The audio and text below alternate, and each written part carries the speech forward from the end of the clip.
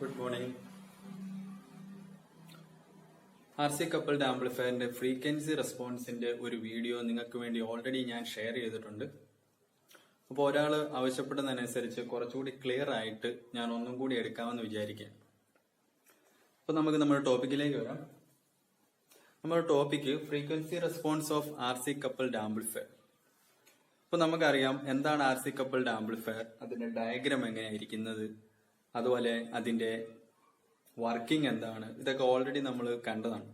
അപ്പൊ ഞാനിവിടെ വരച്ചിരിക്കുന്നത് ഇതൊരു ആർ സി കപ്പിൾഡ് ആംപ്ലിഫയർ ആണ്. അപ്പൊ ഇതിന്റെ ഇത്രയും പോർഷൻ റെപ്രസെന്റ് ചെയ്യുന്നത് ഒരു single stage R C coupled amplifier ആണ്. ഒരു single stage R C coupled ആംപ്ലിഫയറിൽ നമ്മൾ ഇൻപുട്ട് എ സി സിഗ്നൽ കൊടുത്തിട്ടുണ്ട്. Input A C signal coupling capacitor വഴി നമ്മൾ സർക്യൂട്ടിലേക്ക് കൊടുത്തിരിക്കുകയാണ്. അപ്പൊ ഇത് കപ്ലിംഗ് കപ്പാസിറ്റർ ആണ്. കപ്ലിംഗ് കപ്പാസിറ്ററിനെ ഞാൻ CC1 എന്ന് വിളിക്കുന്നു. ഇൻപുട്ട് എ സി സിഗ്നൽ ആണ് നമ്മൾ ആംപ്ലിഫൈ ചെയ്യേണ്ട സിഗ്നൽ. ആ സിഗ്നൽ ഒരു ചെറിയ സിഗ്നലാണ്. സോ അതിന് ഞാൻ കൊടുത്ത വാല്യൂ 100 മില്ലി വോൾട്ട് ആണ്.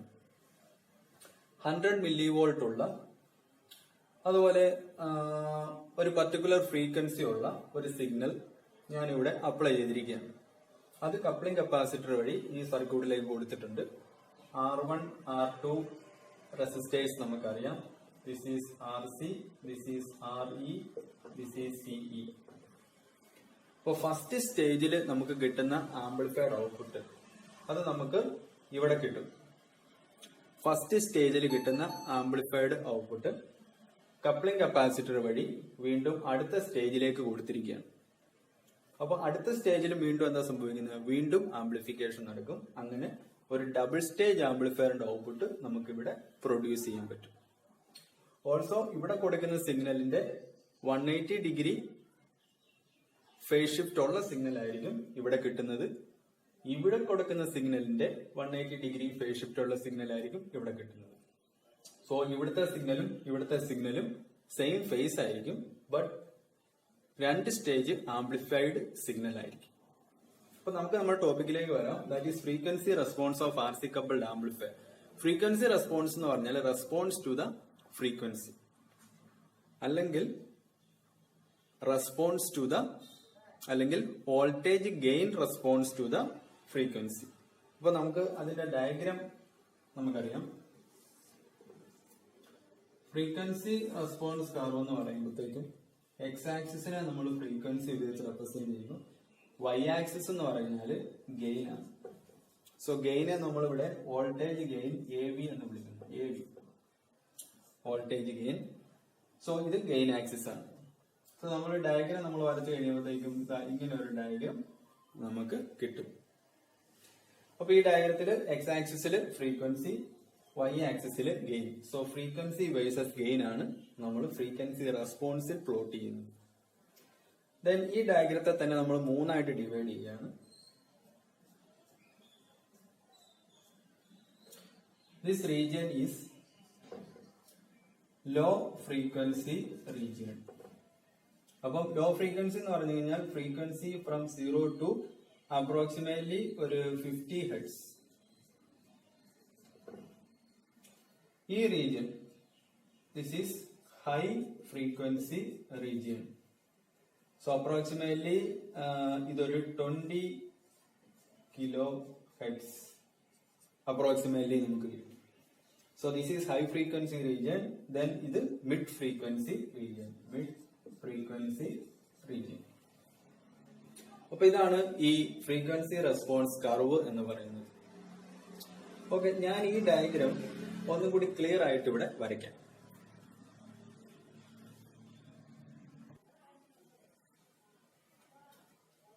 ഈ ഫ്രീക്വൻസി റെസ്പോൺസ് ഡയഗ്രാം കാണുമ്പോൾ നമുക്കറിയാം this is low frequency region.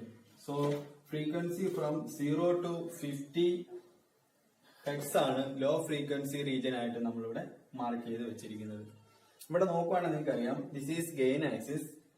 അപ്പോൾ gain increasing from 0 to some maximum value, or we can say that in this low frequency region gain is low.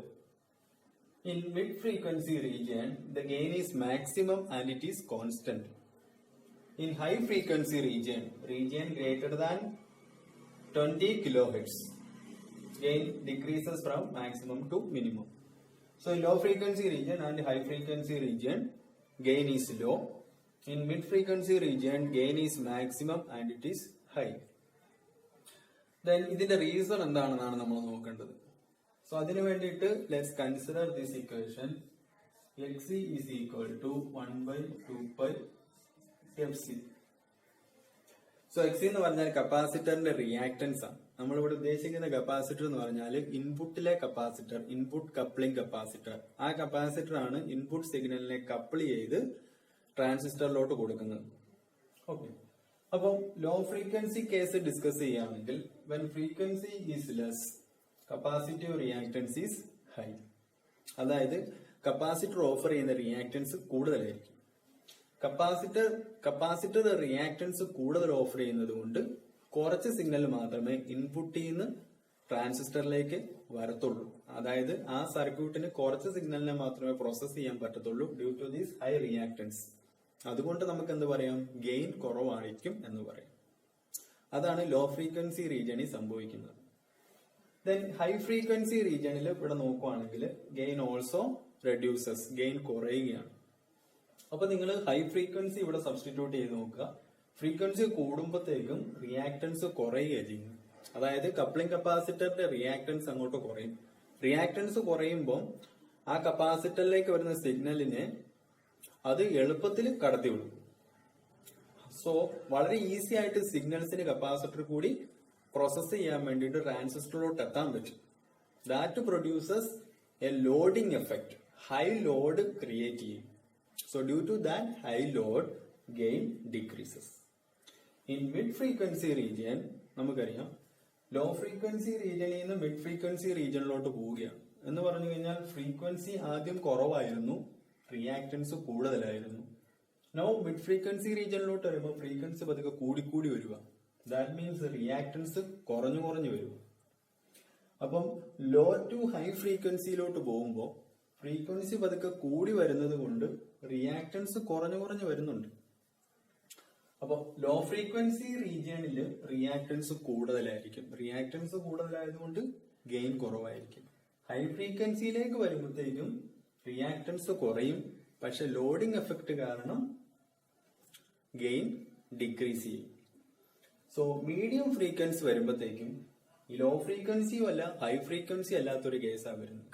അതായത് due to low frequencies reactance increases, that will decrease the gain. But due to high frequencies reactance decreases, it causes loading effect, thereby again gain decreases. So both these high frequency and low frequency cases act at the same time. അതുകൊണ്ട് mid frequency റീജിയണിൽ gain constant ആയിട്ട് നിൽക്കും, അതുപോലെ തന്നെ gain maximum ആയിരിക്കും.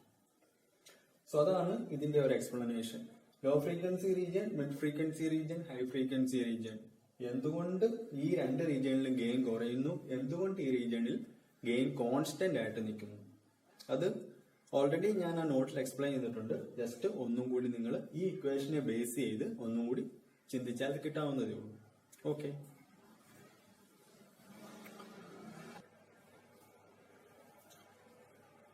ഇനി ഞാൻ പറയാൻ പോകുന്നത് നമ്മൾ ഫ്രീക്വൻസി റെസ്പോൺസിലെ ഗെയിന്റെ ഇക്വേഷൻ കണ്ടു. Gain is equal to 20 log V out divided by V in ആണ്.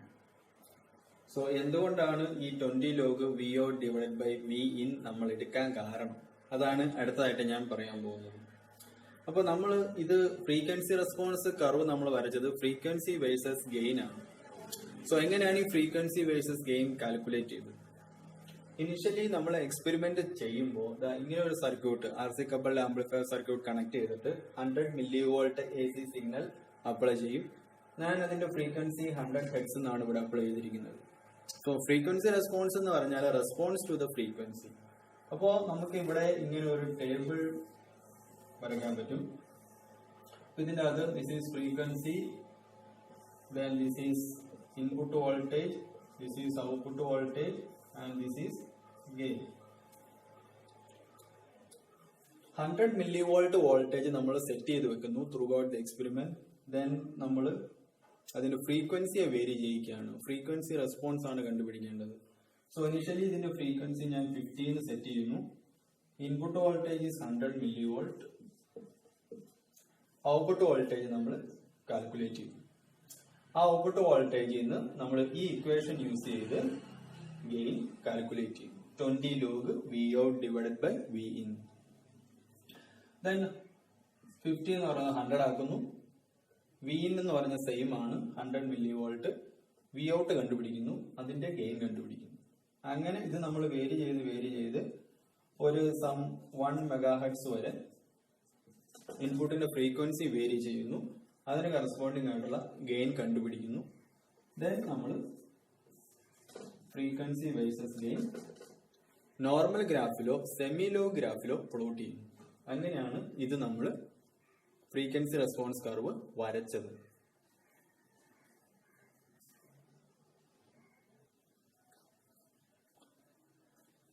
ഇനി നമ്മൾ ഈ ആർസി കപ്പിൾഡ് ആംപ്ലിഫയറിന്റെ ബാൻഡ് വിഡ്ത്ത് എങ്ങനെ കാൽക്കുലേറ്റ് ചെയ്യാം? അപ്പൊ നമ്മൾ ഇനിഷ്യലി ഫ്രീക്വൻസി റെസ്പോൺസ് കർവ് വരയ്ക്കുക. ഫ്രീക്വൻസി റെസ്പോൺസ് കർവ് വരച്ചിട്ട് നമുക്ക് ഇവിടെ ഒരു മാക്സിമം വാല്യൂ കിട്ടും.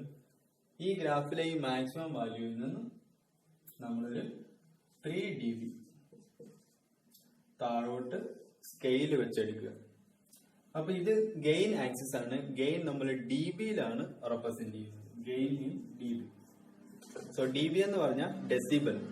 അപ്പൊ നമ്മൾ ചൂസ് ചെയ്യുന്ന ഗ്രാഫ് അനുസരിച്ച് ഒരു 3 dB ഈ ഹയസ്റ്റ് പോയിന്റിൽ നിന്ന് താഴോട്ട് നമ്മൾ സ്കെയിൽ വെച്ച് മാർക്ക് ചെയ്യണം. എന്നിട്ട് ഇങ്ങനെ ഒരു ഡോട്ടഡ് ലൈൻ വരയ്ക്കുക. സോ നമുക്ക് ഇവിടെയും ഓരോ പോയിന്റ് കിട്ടും. ആ പോയിന്റ് താഴോട്ട് എക്സ്റ്റെൻഡ് ചെയ്യുക. നമുക്കിവിടെ 2 പോയിന്റ് കിട്ടും. അപ്പൊ ഇത് ഫ്രീക്വൻസി ആക്സിസ് ആണ്. ഞാൻ ഇതിനെ ലോവർ കട്ട് ഓഫ് ഫ്രീക്വൻസി എന്ന് വിളിക്കുന്നു. And this is upper cut off frequency.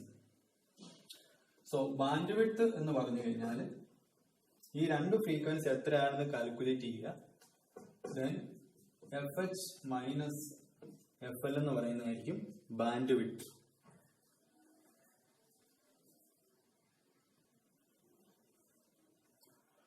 So നമ്മൾ ബാൻഡ് വിഡ്ത്ത് കാൽക്കുലേറ്റ് ചെയ്യാൻ വേണ്ടി 3 dB താഴോട്ട് എടുത്തു.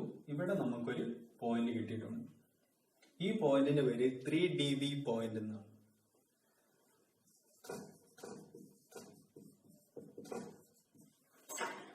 ഈ പോയിന്റിന്റെ വേറൊരു പേര് ഹാഫ് പവർ പോയിന്റ് എന്നാണ്.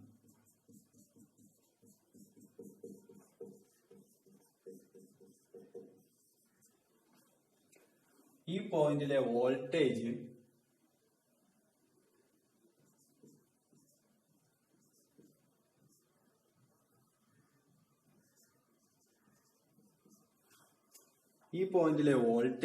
മാക്സിമം വോൾട്ടേജിന്റെ സിഗ്നലിന്റെ മാക്സിമം വോൾട്ടേജിന്റെ 70.7% ആയിരിക്കും. അപ്പൊ 3 dB താഴോട്ട് എടുത്തു കഴിയുമ്പോൾ കിട്ടുന്ന പോയിന്റിന് 3 dB പോയിന്റ് എന്ന് വിളിക്കും. ഓൾസോ ഹാഫ് പവർ പോയിന്റ് എന്ന് വിളിക്കും. അതുപോലെ ആ പോയിന്റിലെ വോൾട്ടേജ് മാക്സിമം വോൾട്ടേജിന്റെ 70.7% ആയിരിക്കും. Or it is equal to 0.707 Vmax ആയിരിക്കും. സോ നിങ്ങളുടെ നോട്ടിൽ പറയുന്നുണ്ട് 3 dB point is also known as half power point. So half power point means the point at which the output power is half of the input power, or output power is half of the maximum power, and at that point the output voltage is 70.7% of the maximum voltage or the input voltage. So ഒരു point തന്നെ നമ്മൾ പവറിനെ define ചെയ്യുന്നുണ്ട്. Half power, the power is half of the maximum power. ആ പോയിന്റിൽ തന്നെ നമ്മൾ വോൾട്ടേജിനെ ഡിഫൈൻ ചെയ്യുന്നുണ്ട്. The voltage is 70.7% of the maximum voltage. അപ്പൊ നമ്മളിവിടെ ശ്രദ്ധിക്കേണ്ട കാര്യം, എങ്ങനെയാണ് ഈ പവറും ഈ വോൾട്ടേജും തമ്മിൽ കണക്ട് ആയിരിക്കുന്നത്, എങ്ങനെയാണ്, എന്തുകൊണ്ടാണ് ഈ 3 dB എടുക്കുന്നത്, എന്തുകൊണ്ട് 4 dB എടുക്കുന്നില്ല, 5 dB എടുക്കുന്നില്ല, എന്തുകൊണ്ടാണ് ഗെയിന്റെ equation 20 log V out by V എന്ന് നമ്മൾ റെപ്രസെന്റ് ചെയ്യുന്നത്. എന്തുകൊണ്ട് നമ്മൾ 30 ലോഗ് എടുക്കുന്നില്ല, എന്തുകൊണ്ട് നമ്മൾ 40 ലോഗ് എടുക്കുന്നില്ല? അപ്പൊ ഇനി അടുത്ത നമ്മൾ 3 കാര്യങ്ങളാണ് ഡിസ്കസ് ചെയ്യാൻ പോകുന്നത്.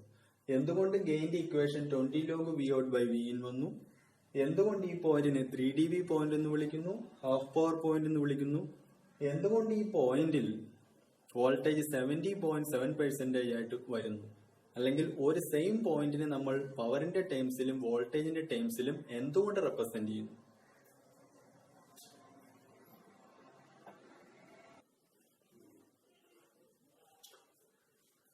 സോ നമുക്ക് ഗെയിൻ എന്താ നോക്കാം. So gain is equal to ratio of output to input. Output divided by input ആണ് ഗെയിൻ എന്ന് പറഞ്ഞ് റെപ്രസെന്റ് ചെയ്യുന്നത്. ഗെയിൻ യൂണിറ്റ് ഇല്ല, gain is a unitless quantity, but gain is expressed in decibel. Gain is expressed in decibel. Also, it is a logarithmic quantity. So we can say like this: gain is equal to log base 10 output divided by input. ഇങ്ങനെ നമുക്ക് represent ചെയ്യാൻ പറ്റും. So നമുക്ക് പവറും വോൾട്ടേജും തമ്മിലാണെന്ന് connect ചെയ്യേണ്ടത്. So ഞാനിവിടെ പറയുകയാണ് gain is equal to log